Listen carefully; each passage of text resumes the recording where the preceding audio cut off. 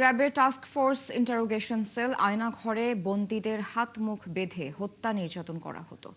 এর মধ্যে অন্তত 250 জনের এখনো সন্ধান মেলেনি বলে জানিয়েছেন চিফ প্রসিকিউটর আমিনুল ইসলাম।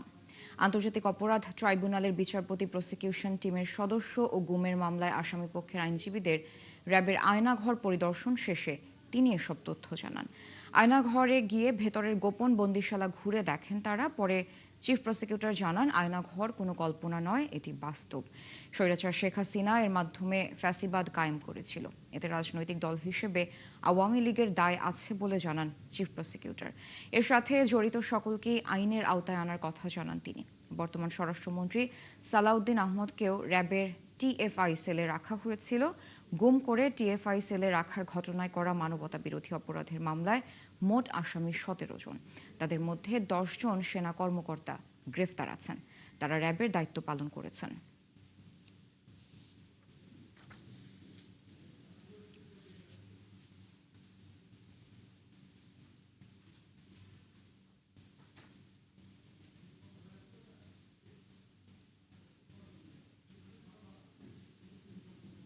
আমরা বুঝতে পারি যে এটা হচ্ছে একটা শীততাপ নিয়ন্ত্রিত রুম ছিল এবং এটা জিজ্ঞাসাবাদের রুম ছিল। এখানেই মূলত টর্চারটা তারা করত এবং সাউন্ড প্রুফ ছিল পুরোটা, যেন বাইরে সাউন্ড না যায়।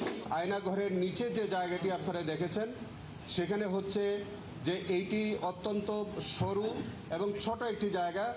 একজন স্বাভাবিক মানুষ লম্বা হয়ে শোয়ার মতো কোনো অবস্থান নাই, বসে থাকতে হবে তাকে, এরকম আমরা সাক্ষ্য প্রমাণে পেয়েছি।